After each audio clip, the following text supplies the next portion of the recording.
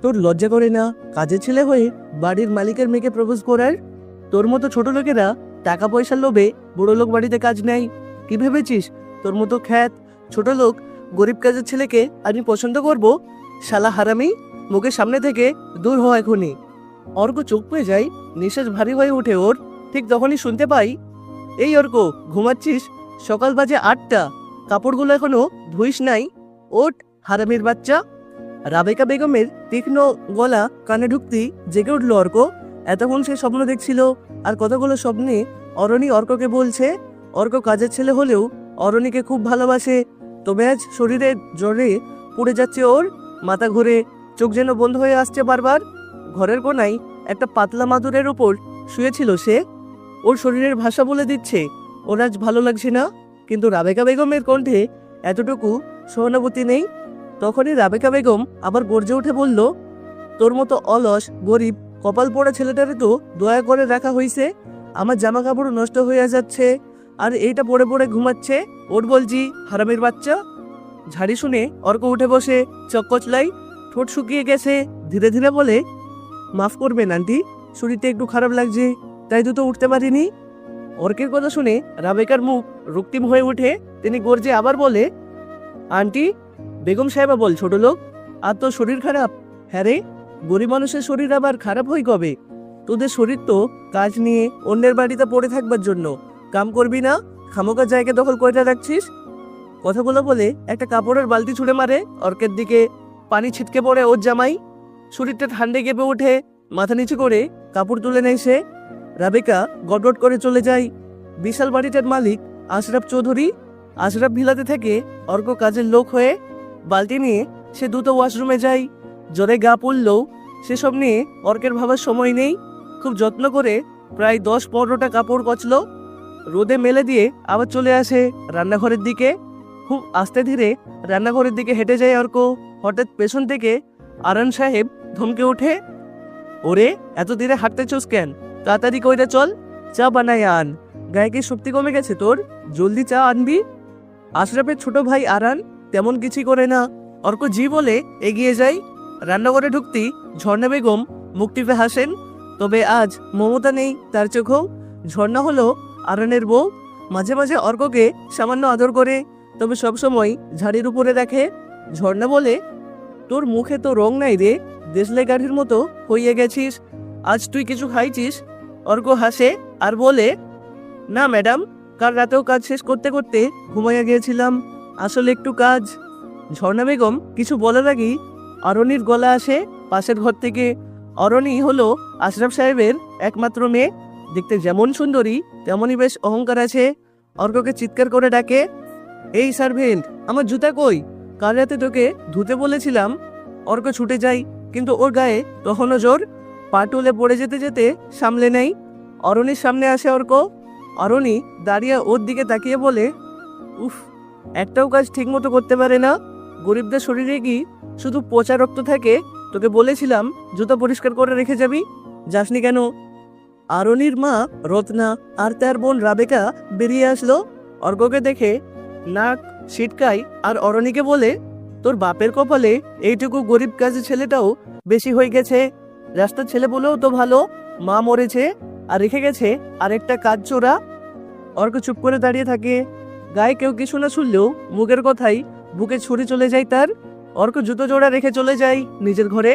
পাতলা একটা তোষকের উপরে ঘাপটি মেরে বসলো। কাজ করতে করতে অর্কের চোখে জল আসে, কিন্তু সে লুকিয়ে ফেলে। মনে পড়ে তার মা নাসিমা বেগমের কথা। এই বাড়িতেই কাজ করতেন, ঝাড়ু দিতেন, বাসন মাজতেন, কাপড় ধুতেন। সারাদিন শুধু একটা কথাই বলতেন অর্ককে, বাবা, গরিব ঘরে জন্ম হয়েছিস ঠিক আছে, কিন্তু গরিব মন নিয়া বাঁচিস না। পড়, শিখ, একদিন এই বাড়ির চেয়েও বড় হবি। তার মা মারা যান হঠাৎ এক অসুখে। তখন এই বাড়ির কেউ একটা গ্লাস পানি দেয়নি ওর মায়ের মুখে। মায়ের মৃত্যুর পর অর্ক এসেছিল এ বাড়িতে শুধু 2টা জামা আর একটা বই নিয়ে, মায়ের কাজের জায়গাটা যেন রেখে দিতে পারে বলে। আজ মায়ের ঘরের কাজ এখন তার ঘাড়ে, কিন্তু সম্মান, তার চেয়েও ছোট ছোট জিনিস তাকে পদে পদে অপমান করে। কাল রাতে অনেক বৃষ্টি হয়েছিল, সেই বৃষ্টিতে অরণি গিয়েছিল ট্যুরে। গাড়িতে অনেক কাদা লাগিয়ে আনে। অর্ককে ডাকে গত রাতে। অরণি অর্ককে বলে, অর্ক এই ছোট লোকের বাচ্চা, কাজের লোক। অর্ক তখন বলে, জি ম্যাম। অরণি বলে, আমার গাড়ির অনেক জায়গায় কাদা লেগেছে, ভালো মতো মুছে দিবি, কোনো জায়গাতে যেন কাদা না থাকে। এদিকে দেখ, আমার জুতোই অনেক কাদা, এটাও পরিষ্কার করবি। অর্ক তখন বলে, কিন্তু ম্যাম এত রাতে। অরণি তখন বলে, চুপ ছোট লোক, মুখের ওপর কথা বলিস। কথাটা বলে অরণি তার জুতো খুলে অর্কের দিকে ছুঁড়ে মারে। অর্কের প্যাটে এসে লাগে জুতো। সারা রাত বৃষ্টিতে ভিজে সে গাড়ির সবকিছু পরিষ্কার করে একদম চকচক করে দেয়। বৃষ্টিতে ভেজার কারণে ওর জ্বর চলে এসেছিল। ভোর রাতে জ্বরের জন্য ঘুমিয়ে যায়।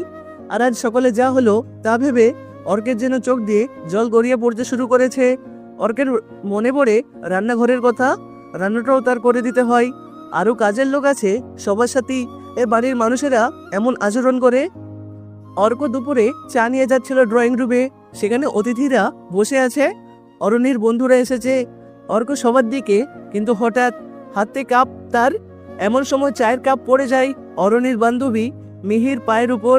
তৎক্ষণাৎ কষে চড় দিয়ে চিৎকার করে ওঠে মিহি। অর্ককে উদ্দেশ্য করে বলে, ইস, এ কি করলি, আমার ড্রেসটা একেবারে নষ্ট করে দিলি। কি ভাই অরণি, কি করলো এটা দেখ।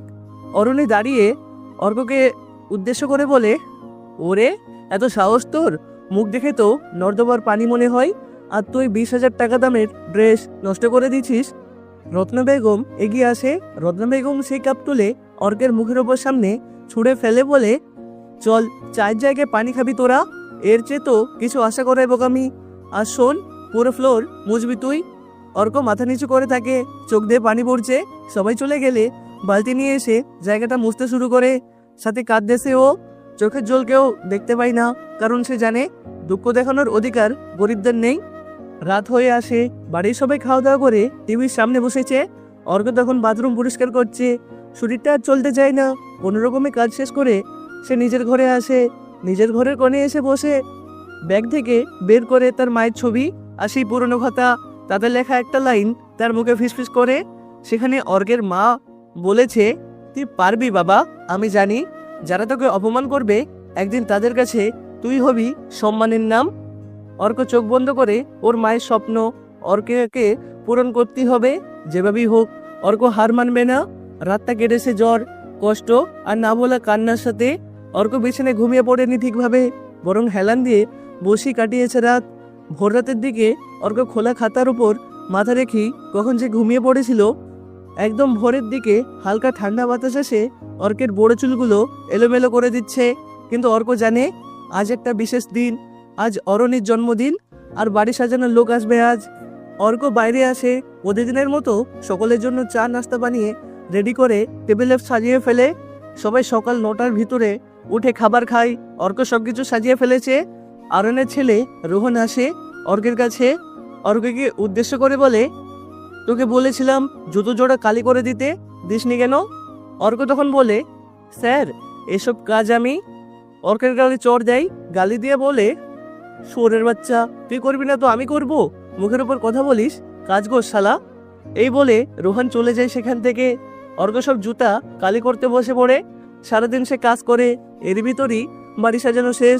বাড়ি যেন সাজিয়ে ফেলা হয়েছে রূপকথার রাজ্যের মতো।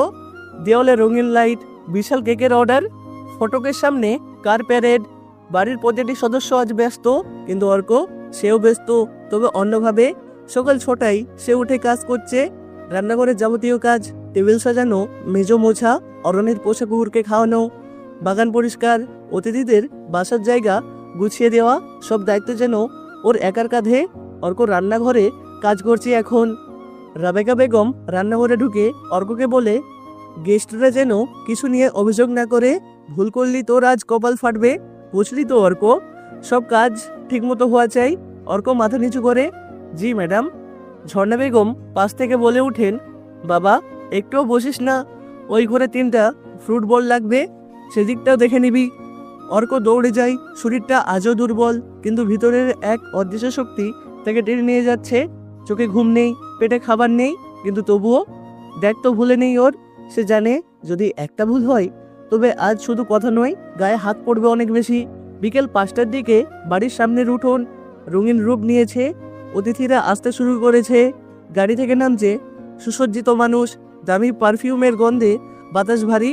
অর্ক তখন দরজার পাশে দাঁড়িয়ে অতিথিদের থেকে আনা গিফটগুলো সাজিয়ে দিচ্ছে।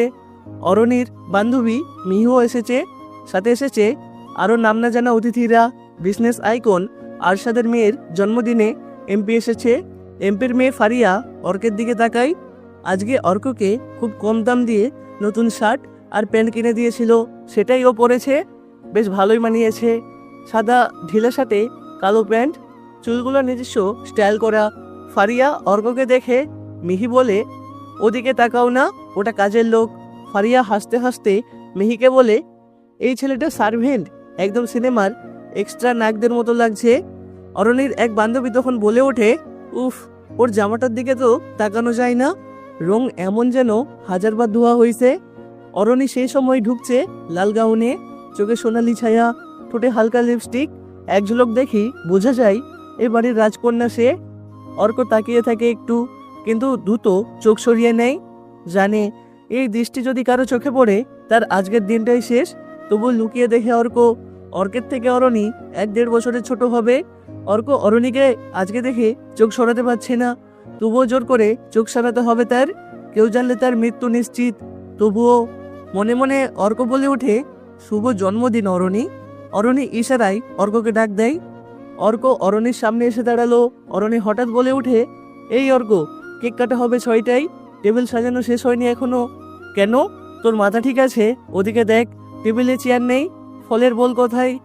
সবার সামনে অর্ক কথা শুনে তাড়াতাড়ি বলে, আমি এখনই করে দিচ্ছি সব ম্যাম। অরণি ঠোঁট বাঁকিয়ে বলে, এই ছেলেটা তো কাজেই লাগে না। মা, তোমরা এমন লো কোয়ালিটি সার্ভেন্ট কই থেকে পাও? রত্না বেগম তখন মেয়ের কথা শুনে হেসে বলেন, কি করব মা, তোদের বাবার দোয়ায় তো রাখতে হয়। ওর মা এখানে কাজ করতো তো, তাই ওকে রেখেছে। পড়াশোনা তো জানে না, কি করবে বল? সেই মুহূর্তে অর্কের বুকটা চিনচিন করে ওঠে। সে মুখ নামিয়ে চলে যায়। দ্রুত কাজ কমপ্লিট করে এক কোণায় দাঁড়িয়ে থাকে। সন্ধ্যা হয়, কেক কাটা শুরু হলো। সবার আগে অরণি আশরাফের গালে কেক দেয়, তারপর তার মায়ের। অর্ক মুচকি হাসতে থাকে।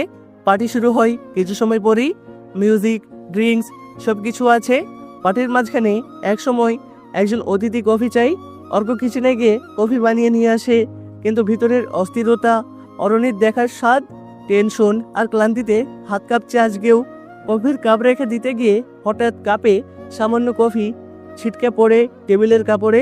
সাথে সাথেই অরণির এক চিৎকার, এই কি করলি? কাপড় নষ্ট হয়ে গেল। মায়ের পছন্দ করা টেবিল ক্লথ ছিল এটা। অরণির হঠাৎ কফির কাপটা টেনে ছুঁড়ে মারলো অর্কের দিকে। কাপটা অল্পের জন্য গায়ে লাগলো না, পাশ দিয়ে চলে গেল। রত্না ম্যাডাম দাঁড়িয়ে অর্ককে উদ্দেশ্য করে বললেন, এই ছেলে একদম পাগল, অপদার্থ, আজকের দিনটা নষ্ট করে দিল। বের করে দাও এখনই। বাড়ি ভর্তি অতিথিরা দেখছে সেই লোকের গায়ে কফি পড়েনি, তবে অর্ক টেবিলের কাপড়ে টান দিয়ে ফেলে কাপটা ধরতে গিয়ে ফলে টেবিলে থাকা সব খাবার লোকটার গায়ের উপর পড়ে। লোকটা কিছু না বললেও এ বাড়ির সবাই যেন অর্ককে গিলে ফেলতে শুরু করেছে। অর্ক মাথা নিচু করে কফির কাপড়ের থেকে দাগ মুছে দিতে থাকে। কেউ কেউ হাসে, কেউ কেউ মুখ ঘুরিয়ে নেয়। অর্কের মায়ের বয়সী একজন কাজের মহিলা ঝর্ণা খালা একটু এগিয়ে এসে বলে, ম্যাডাম, ছেলেটা অসুস্থ, ক্ষমা করে দিন আজকের মতো। রাবেকা বেগম বলে ওঠেন, ওর কাজের লোক, যত বেশি ছাড় দিব তত বেশি মাথায় উঠে। কাল থেকে নতুন ছেলে মেয়ে দেখবো আমি। অর্ক আর কিছু না বলে রান্নাঘরের দিকে হাঁটতে থাকে। মনটা ভারী হয়ে আসে। মাথায় তখন শুধু অর্কের মায়ের মুখ, যেন তিনি বলছে, বাবা, যতই অপমান করুক তুই কাজ শেষ করিস। মানুষ মানুষকে অপমান করে, কিন্তু তুই জানিস তো কোনো অপমানের নয়। পার্টি শেষ, সবাই খেয়ে দিয়ে বেরিয়ে গেছে। অর্ক একা বসে রান্নাঘরের কোণে টেবিলের উপরে পড়ে থাকা ময়লা প্লেট ধুচ্ছে সে। কাঁধ ব্যথা করছে, চোখ ঝাপসা দেখা যাচ্ছে। একটা কাপ ধুতে ধুতে হঠাৎ হাত ফসকে যায়, কাপটা ভেঙে পড়ে। সে থমকে দাঁড়ায়। চারিদিক একেবারে নীরব, কেউ নেই। যাক, বাঁচলাম বলে নিজেকে শান্ত করে কাজ ঝাঁকিয়ে আবার কাজে লেগে পড়ে। মনে মনে বলে, আমি জানি এই অপমানের উত্তর আমি এখন না পারলেও একদিন ঠিক দেব। আমি তো অর্ক, আমার নামটা এখন যাদের কাছে গালি, একদিন তারাই এই নাম শুনে মাথা নিচু করবে। সব কাজ শেষ করে রুমে আসলো। হেলান দিয়ে বসলো সে। তারপর ব্যাগ থেকে বের করে পুরনো খাতা, সেখানে লেখে, পৃথিবী কখনো গরিবকে ক্ষমা করে না, কিন্তু সে সফল হলে সবাই থেকে চিনে নিতে বাধ্য হয়। রাত গভীর হলেও অর্কের ঘুম আসে না। চোখের পাতা ভারী হলেও মনের ভিতর চলতে থাকে নানা কথা। অরণির সেই চোখ, ঠোঁট বাগানো অভিব্যক্তি, পার্টির মাঝে অর্কের দিকে ছুড়ে দেওয়া কফির কাপ, সব যেন ঘূর্ণির মতো ফিরে ফিরে আসে।